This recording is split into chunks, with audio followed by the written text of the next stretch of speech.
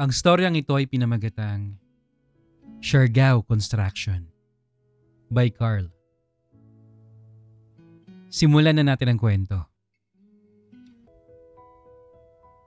Ako si Carl at gusto kong ibahagi ang naging karanasan ko sa isang sobrang hot na construction worker dito sa Siargao. Lumaki ako sa Manila pero may kakaiba talaga akong hilig sa mga macho at barakong lalaki. Kaya ito na, ikukwento ko sa inyo kung paano nagsimula ang lahat. Galing ako ng Manila. Tapos, bumisita ako sa Siargao. At doon na rin ako nag-Christmas. Kasama ko ang kapatid ko kasi naghahanap kami ng magandang lugar na mauupahan para sa plano naming maliit na negosyo. Ang dami na kasing turista mula sa iba't ibang parte ng mundo. Kaya siguradong patok ang kahit simpleng business tulad ng minimart o di kaya pharmacy. Kaya ayun, gumugol kami ng ilang araw para maghanap ng magandang spot sa bayan. Wala ni isa sa pamilya ko ang nakakaalam na bakla ako. Kahit ang kapatid ko, hindi niya alam. Sobrang discreet ako. Kasi galing ako sa pamilya ng mga Chinese. And to be honest, baka itakwil nila ako kapag nalaman nila ang totoong ako. Kaya lahat ng damdamin at hilig ko, tinatago ko ng todo. Lalo na kapag may mga gwapo sa paligid. Noong unang punta ko sa Siargao, grabe, ang dami talagang gwapo. Karamihan foreigners. Yung tipong mala Chris Pratt, Chris Evans, ganun yung mga datingan. Siyempre napapalingon ako, pero kailangan kong pigilan. Kaya ng mga unang araw ko sa Siargao, wala talaga akong ganap. Kaya naman, medyo nakakalungkot. Isang araw, nag-decide ako maglakad-lakad sa bayan.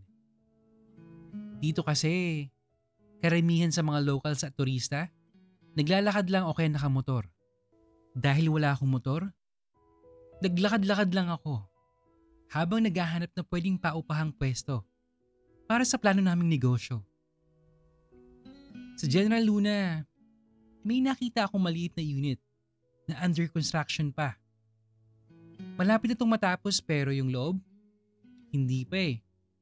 Magandang lokasyon dahil nasa tabi lang siya ng main road at malapit sa town proper. Kaya sabi ko, perfect siya para sa isang tindahan. Kumatok ako. Baka sakaling may makausap tungkol sa renta. Maaga pa noon siguro mga 7:30 AM. Kaya akala ko wala pang tao. Paalis na sana ako nang biglang may lumabas mula sa gilid ng unit. Ang tangkad niya. Sobrang muscular. At sun-kissed ang balat. At ang gwapo pa. Malinis ang military cut niya. Matangos ang ilong. In short, sobrang ganda ng katawan at gwapo. Nakasuot lang siya ng lumang Spartan na tsinelas. Tapos, butas-butas na shorts. Wala siyang t-shirt. Kaya litaw na litaw ang mga muscles niya. Mula sa braso hanggang sa abs, grabe. Ang sarap niya tingnan. Sa itsura at aura niya, halatang construction worker siya. Parang nga siyang rag version ni Neil Perez eh. Tingin ko nasa late 20s na siya. Pero medyo matured ang dating. Dahil na siguro sa bigat ng trabaho. Good morning po kuya. Magandang umaga rin, sir. Sagot niya. Halatang medyo nahihiya at parang nauutal pa. Kuya, ako po pala si Carl. Magtatanong lang po ako tungkol sa unit eh. Hello Carl, ako nga pala si Jello. Yung sa unit, nasa abroad pa kasing may-ari eh. After New Year pa sila uuwi. Ako muna yung foreman dito. Pwede kitang samahan para makita yung ibang parte ng unit. Pero under construction pa eh. Pero yung sukat nito nasa 9.5 square meters by 11.5.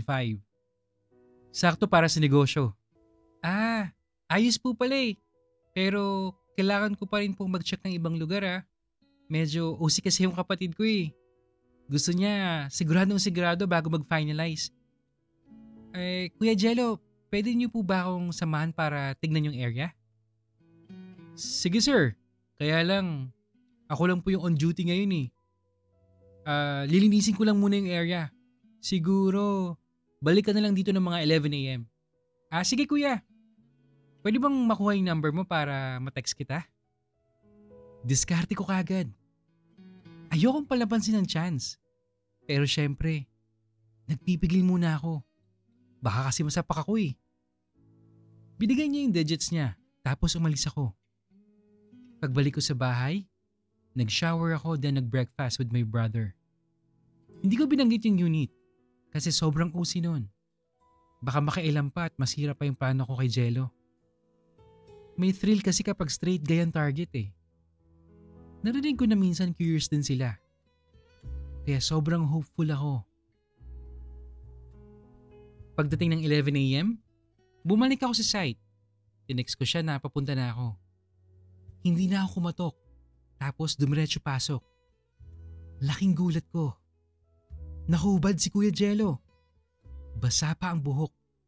Halatang bagong ligo. Tapos may inaabot sa bag niya. Sir, sorry ah. Naligo pa kasi ako eh. Hindi ko narinig na pumasok ka. Hindi pa ako nakakabihis eh. Pasensya na ah. Nahihiya niyang sabi. Halos papahinto ako. Ang lakas kasi ng presence niya eh. Natural at rag. Kitang-kita yung confidence sa katawan niya. Kahit na nahuli ko pa siya sa ganung ayos. Pasensya ka na rin kuya. Hindi na ako kumatok eh. Kunwaring iwas tingin ko. Pero sa totoo lang, ang hirap pigilan. Hindi ko mapigilan sarili kong hindi siya mapansin sa ganung ayos. Okay lang sir pero pasensya ka na rin ah. Nakita mo pa akong ganito. Nakakahiya. Ha? Bakit ka nagsasorry? Okay lang yun Kuya Jello. Kasi hindi pa ako nakabihis ang pumasok eh. Medyo na-off ako sa mga sinabi niya. Bigla siyang tumayo at hinarap ako. Ramdam ko yung presence niya. Sobrang intense. Para bang buong atensyon ko nasa kanya lang. Ang lakas ng dating ni Jello. Hindi ko maitago yung kaba, tapos yung excitement na nararamdaman ko sa nakikita ko. Nagkatitigan kami ni Jello. Yung tipong pareho kami nag-aalangan pero parehong hindi rin makapagpigil. Ang lakas ng tibok ng dibdib ko. At ramdam ko rin na ganun din siya. Unti-unti siyang lumapit. Hanggang sa halos magdikit ang mukha namin. Ilang segundo ng katahimikan. Parang huminto ang oras. At sa wakas, naglapat ang mga labi namin. Mabilis, mainit, puno ng pagpipigil na matagal nang gustong kumawala. Jello, hindi ko na kayang itago to. Ako rin, Carl. Kanino ko pa pinipigilan ng sarili ko eh. Nagpatuloy ang halikan namin. Mas naging mapusok. Ang bawat haplos at yakap, parang nagsasabing patagal naming hinihintay ang sandaling ito. Wala nang ibang ingay kundi mga mahinang ungol at mabilis sa paghinga. Hanggang sa unti-unting lumapit kami sa kama. Doon, tuluyang bumigay ang lahat ng pagpipigil. Sa bawat halik, bawat haplos, ramdam ko ang init ng katawan niya at ang bigat ng kanyang yakap. Hindi ko na ididali ang lahat, pero alam niyo na kung saan mauwi ang gabing yon. Basta ang masasabi ko lang, Yun ang simula ng isang bagay na hindi ko inaasahan. Pero matagal ko nang hinihiling at inaasam-asam.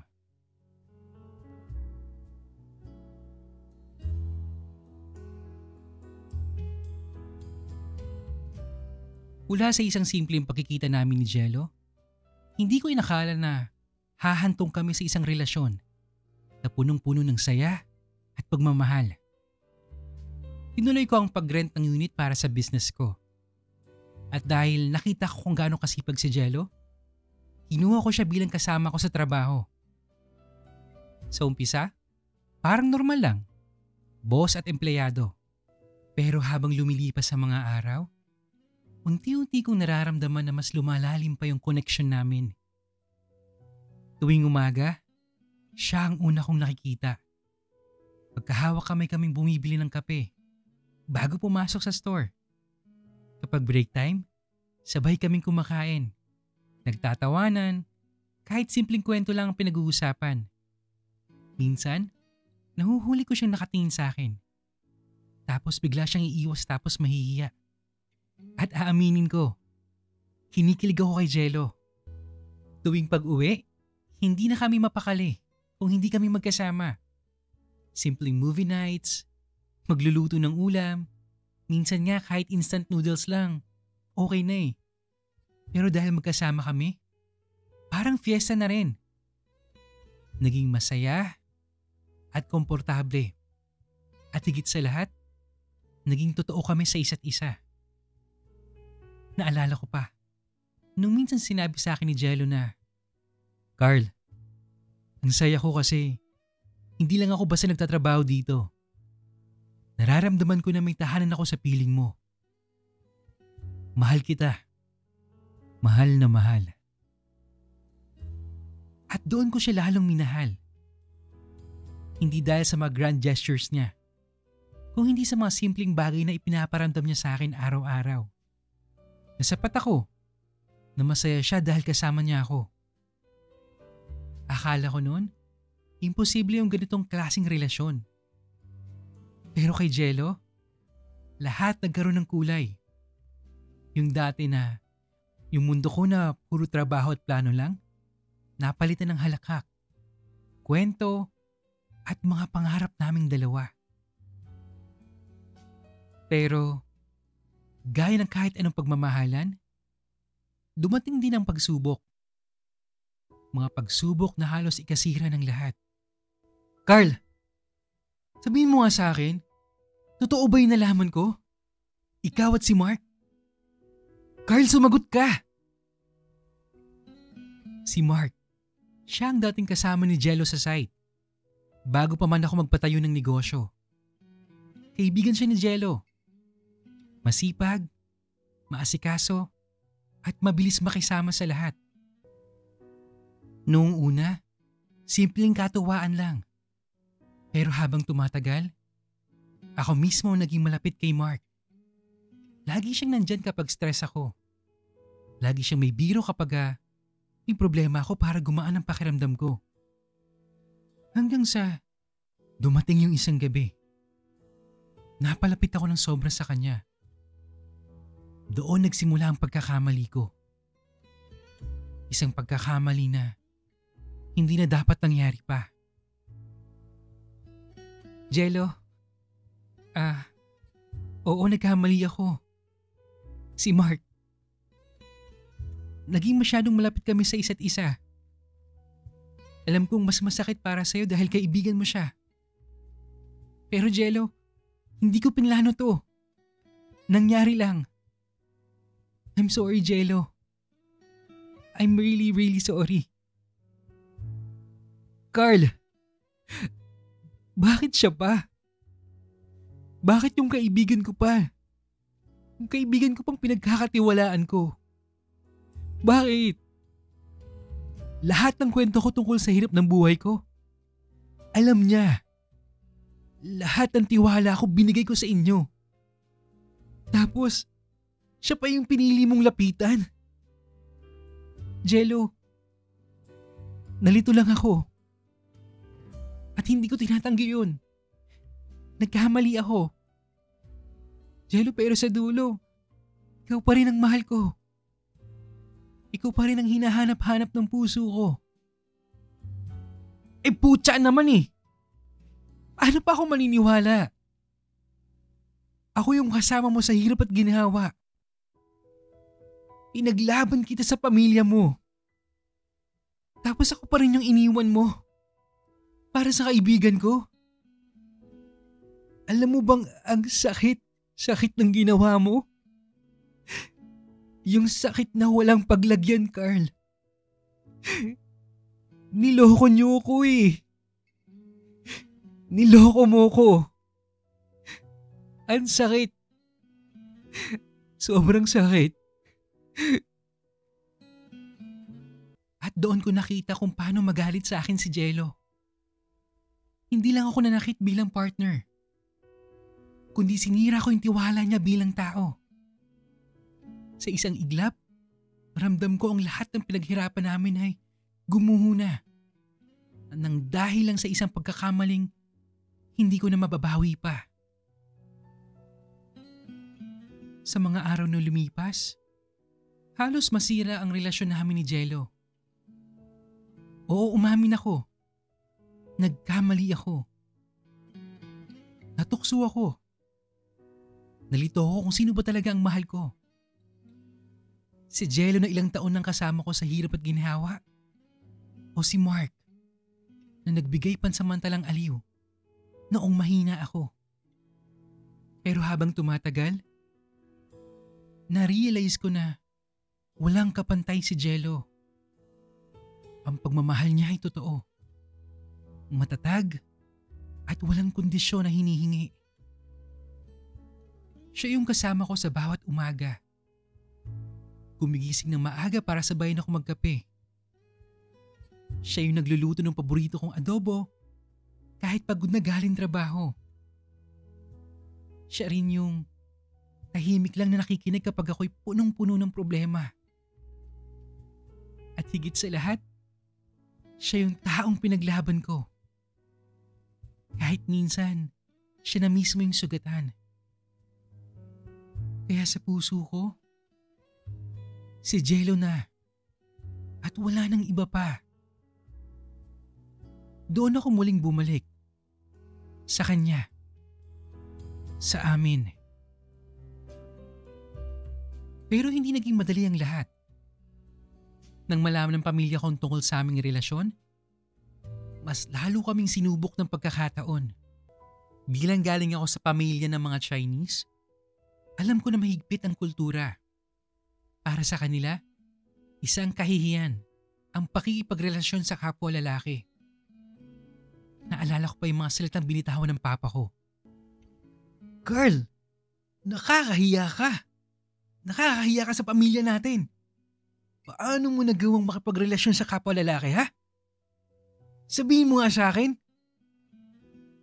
Sa harap ng galit nila, mahigpit kong hinawakan ang kamay ni Jello at buong tapang kong sinabi na, Papa, hindi kasalanan na magmahal.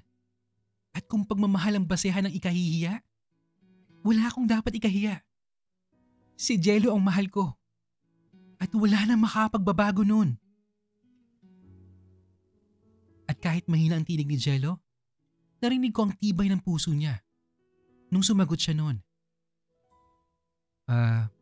Sir, kung hindi niyo po kami matatanggap, igagalang po namin yon. Pero hindi ko po iiwan si Carl. Kahit saan kami makarating, magkasama kami. Mahal na mahal ko po ang anak niyo. Kung ganun, lumayas kayo sa harapan ko. Dahil kahit kailan, wala akong anak na bakla. Get out of here!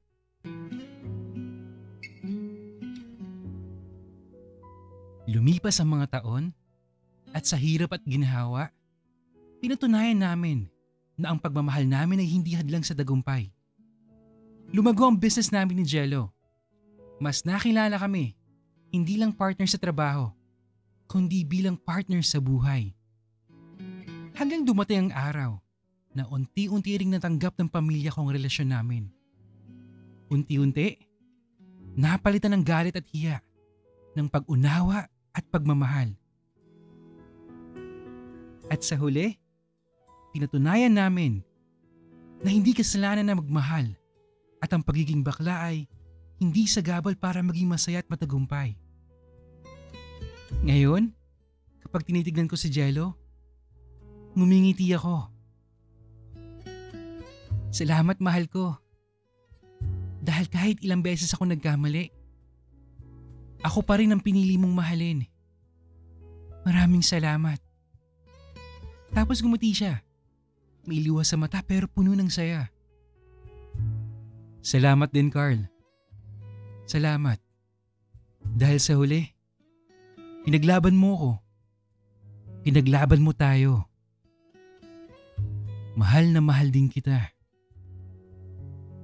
At doon nagsimula ang mas matibay naming relasyon. Hindi na basta init ang damdamin. Kung hindi, isang pagmamahal na pinanday ng panahon. Pinatibay ng sakripisyo at pinagtibay ng pag-ibig na walang hanggan. At kung may isang bagay ako natutunan, yun yung simpleng katotohanang sa dulo ng lahat ng laban, ang tunay na pagmamahal ang lagi nagwawagi. Maraming salamat sa pakikinig sa storya ko.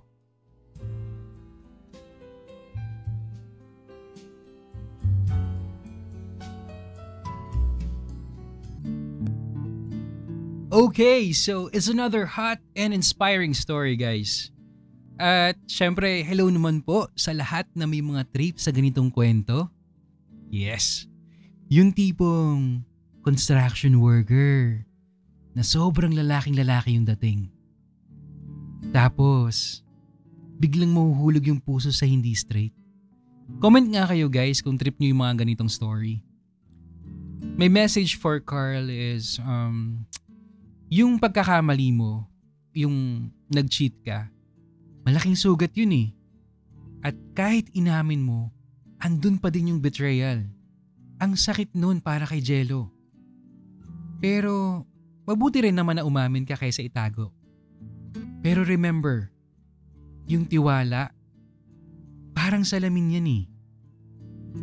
Kapag nabasag, mahirap ibalik sa dati. At kung mahal mo talaga si Jello, you have to be consistent on your actions. Hindi lang sa salita. Ipakita mo araw-araw na siya lang talaga. Yun bang hindi na mauulit yung pagkakamali ng kahapon. And I also love na pinaglaban mo si Jello sa family mo. Doon nakita ko na seryoso ka sa kanya. At hindi naman lahat ng tao nagmamahalan. Kayang panindigan yung relasyon nila eh. Kaya saludo ko sa'yo doon, Carl. And for Jello, para sa'yo bro, may question muna ako. May mga friends ka ba na pogi tapos single? Huy! Mag-a-advise tayo ngayon, hindi haharot. Hindi, joke lang. But seriously, natural lang naman masaktan at magalit sa nagawa ni Carl eh. Because betrayal is really painful. Because it doesn't just break your heart. It destroys the love you thought would last forever. Kaya naiintindihan kita doon bro. Pero despite of everything, pinatawad mo si Carl. At hindi lang yun. Pinaglaban mo siya sa pamilya niya. You're one in a million bro. Siguro sa bawat relasyon, lagi may darating na trials eh. Andiyan lagi yung pagsubok. Minsan masakit. Minsan halos ikawasak ng lahat. Pero sa huli, hindi sukatan ng pagkakamali, kundi yung kakayahan nating itama ito at muling lumaban para sa taong mahal mo. Please continue sending your stories sa email natin na imrensantiago@gmail.com. At syempre kung nagustuhan mo ang story natin ngayon, don't forget to like, subscribe and hit the notification bell para updated ka sa mga news stories natin. Yun lang at maraming salamat po sa patuloy na pakikinig. Hanggang sa muli.